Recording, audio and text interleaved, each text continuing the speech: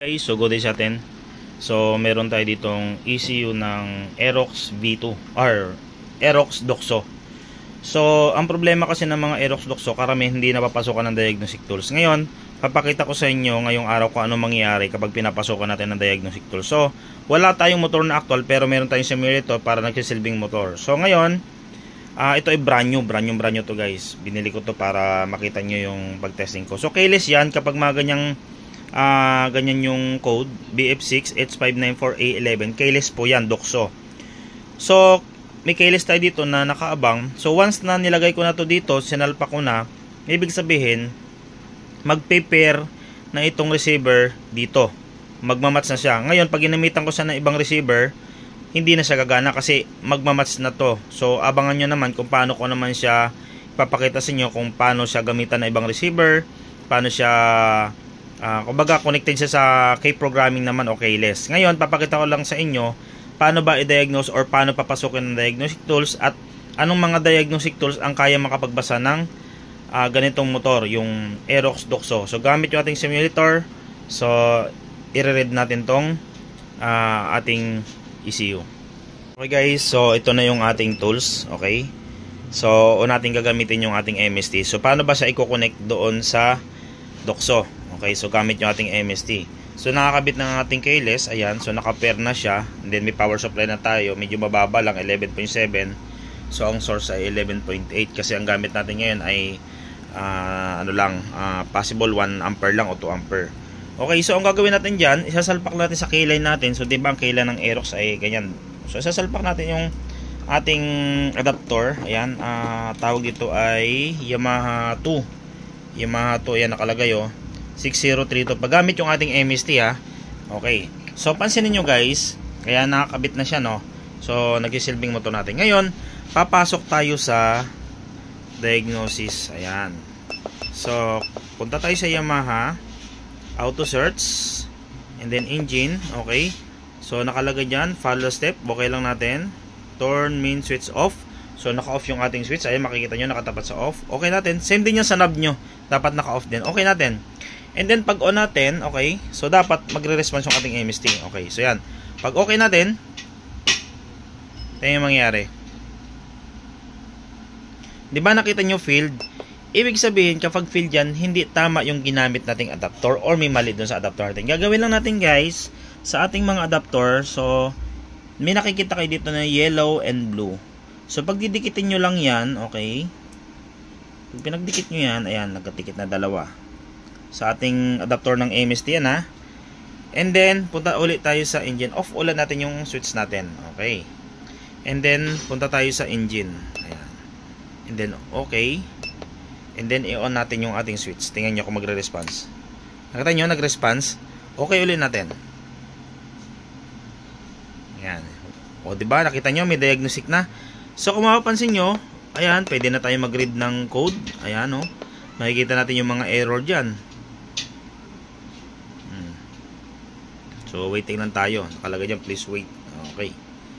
So hintay lang natin. Lumabas yung mga error. Medyo matagal lang mag-reading. Tagal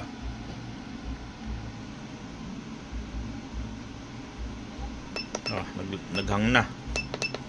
Okay, so ulitin natin Okay guys, so binak ko. Okay. So, inulit ko lang yung system kasi kanina. Okay guys, so ulitin natin. So, pasok tayo doon sa diagnosis. Punta tayo sa Yamaha. Okay. And then, okay natin.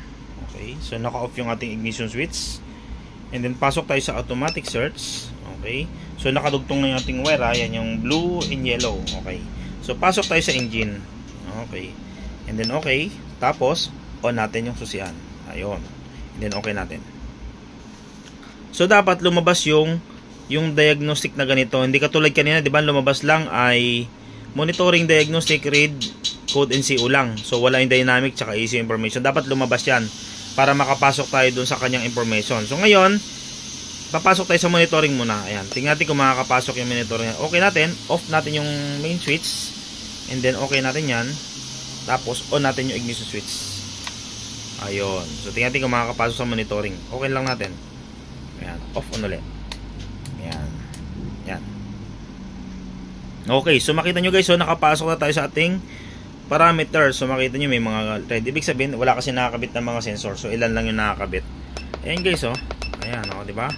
Nakakabasa siya, oh, di ba? Nakikita nyo yung mga angle. Ibig sabihin, ang MS din natin nakakapasok sa Doxo na Aerox. Ang kailangan lang natin, pagdikit nila natin yung yellow and blue na yan. Okay, so testingin natin yung read full code naman ngayon. Okay natin. Okay, tapos off natin. Then okay, on. Ayan. So kaya hindi tayo nakapasok dyan eh. Ngayon tingnan natin yung kanyang full code. Tagal oh. So dalawa kasi yung papasukan natin pag nag-read full code tayo. Pwedeng dito or sa diagnostic mismo. Ayan, ayan nabasa niya na oh. So yun yung mga error na pag lumalabas, yun yung tinotroubleshoot natin. Okay, so nakapasok tayo dito sa read. Pwede rin tayo tumingin doon sa diagnostic. Ayun oh. So okay lang natin yon, off.